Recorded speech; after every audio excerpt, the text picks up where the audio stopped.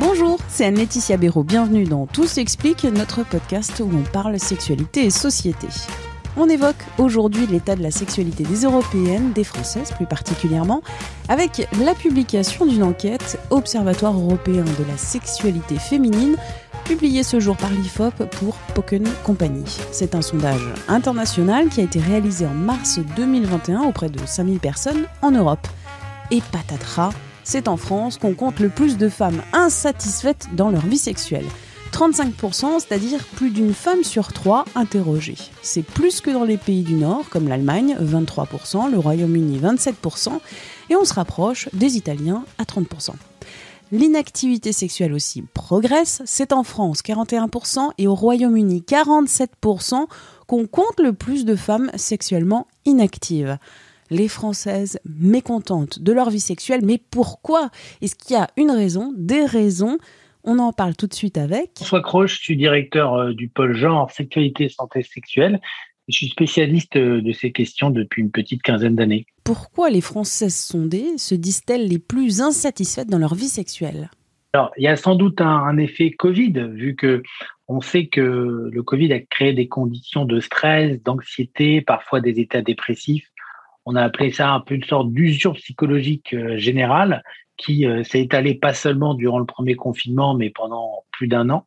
Et ce contexte psychologique, il est de nature à altérer à la fois l'activité, la libido et l'épanouissement sexuel des gens, vu que tous les spécialistes savent que dans le sexe, les choses se jouent beaucoup dans la tête et que quand on a des sources d'anxiété latentes comme ça, cela contribue à le faire baisser. Mais ce qui est intéressant, c'est que voilà, on a quand même des différences nord-sud sensibles et que la France, encore une fois, comme les pays latins, mais encore plus, a le taux d'insatisfaction féminine le plus élevé, avec une progression depuis 2016 de 4 points contre une moyenne européenne de plus 1 point. Alors, rappelons-le quand même, la majorité des Françaises se disent satisfaites de leur vie sexuelle et sentimentale, mais c'est en France qu'on a le taux de femmes le moins épanouies. Cette parole sur l'insatisfaction sexuelle s'accompagne d'une montée de l'inactivité sexuelle des Européennes. Et là encore, les Françaises se disent particulièrement inactives sexuellement. L'enquête a eu lieu, attention, il y a déjà quelques mois, on était en mars 2021, dans une période aussi où on alternait les différents confinements et couvre-feux plus ou moins généralisés. Et de même que ce qu'on avait pu observer lors du premier confinement, on avait une contraction de l'activité sexuelle de la population française, au même titre d'ailleurs qu'on avait une contraction de leurs échanges économiques, sociaux et affectifs divers et variés. Et on voit en tout cas que c'est en France et aussi au Royaume-Uni, où à l'époque il y avait aussi un couvre-feu, un block-out très hard, entre guillemets, qu'on a une augmentation générale de cette inactivité sexuelle. Alors, les femmes du Sud affichent toujours plus de partenaires et plus d'activités que celles du Nord, mais on voit que en France, en tout cas, on est dans une proportion qui est parmi les plus élevées de femmes inactives. Alors, attention toutefois, il serait un peu trop réducteur de réduire cette montée d'inactivité au seul Covid, dans la mesure où de grandes enquêtes publiées aux États-Unis, au Royaume-Uni, des enquêtes officielles et institutionnelles ont déjà montré cette tendance à la baisse chez les jeunes adultes avant la crise sanitaire et ils apportaient des éléments qui tenaient notamment au temps passé devant les écrans, à l'attention prise par la sociabilité numérique au sens large, le temps passé dans des télévisions comme Netflix qui peuvent être très captivantes. Bref, le fait d'avoir un smartphone dans son lit ou sur son canapé au quotidien ne favorise pas forcément les rapprochements corporels. Et puis, on a aussi d'autres variables comme peut-être les perturbateurs endocriniens qui jouent aussi un rôle sur le plus long terme. Des Européennes insatisfaites de leur vie sexuelle, c'est dû à de multiples facteurs. Ce n'est pas seulement la crise du Covid qui a motivé cette insatisfaction. Oui, on a d'abord le rôle du partenaire qui joue beaucoup, à la fois en tant qu'objet de désir et objet de plaisir. C'est-à-dire que c'est souvent les femmes qui ont un partenaire qu'elles jugent très attractif qui sont les plus satisfaites et celles qui ont un partenaire qu'elles considèrent comme très attentif à leur plaisir. Ça ne vous étonnera pas, mais donc, dans le sens inverse, au fait, les femmes, elles, sont les moins satisfaites, celles qui ont des partenaires, notamment, qui ne sont pas très attentifs à leurs besoins sexuels. Et puis, on a aussi quelque chose qui joue comme des variables esthétiques notamment comme le poids ou l'estime de soi.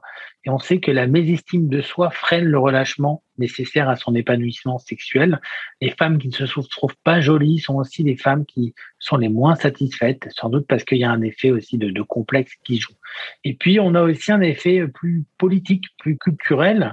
On voit que plus les femmes, en fait, sont affranchies des formes de morale conservatrice qui tendent, on sait, à circonscrire la sexualité féminine au couple, au mariage ou à la procréation, sont aussi les plus insatisfaites. Ça se trouve notamment chez les femmes qui sont les moins influencées par la morale religieuse, c'est les plus insatisfaites, et aussi celles qui sont les plus à la gauche de la gauche, et on sait que c'est aussi les plus féministes. Et on peut se demander en fait si justement ces femmes-là, qui sont moins dans une norme, sont finalement peut-être plus exigeantes en la matière.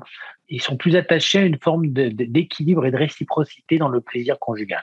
C'est-à-dire que la sexualité, c'est un fait politique.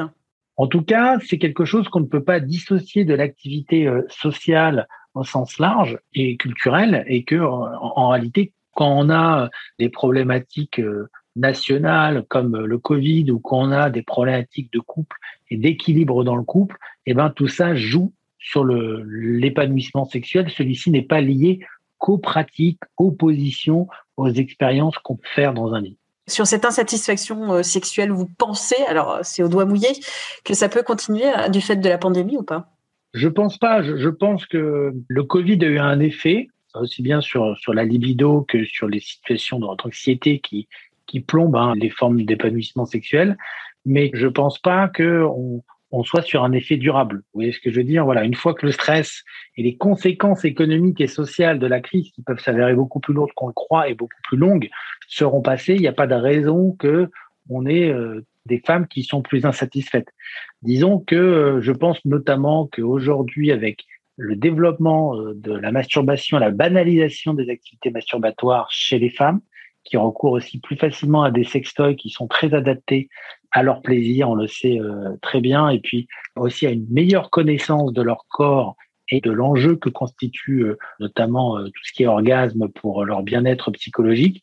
Il est possible que les jeunes, en tout cas, soient plus épanouis que leurs aînés à une époque où, je vous rappelle, on était encore dans des thématiques du devoir conjugal, du fait d'avoir des rapports sexuels quand on n'en avait pas envie, ou d'autres exercices de différentes pratiques qui n'étaient pas forcément les plus épanouissantes, mais que les femmes faisaient pour faire plaisir. Donc, le fait que la femme soit de plus en plus autonome, en général, dans le couple, économiquement, et plus consciente de toute l'importance qu'a son corps dans son épanouissement, me ferait plutôt penser que sur le long terme, on aura des femmes plus épanouies que dans le passé.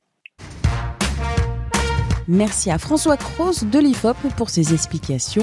Tout s'explique, c'est le podcast Sexualité et Société de 20 minutes. Vous pouvez le retrouver sur toutes les plateformes d'écoute en ligne et sur 20minutes.fr.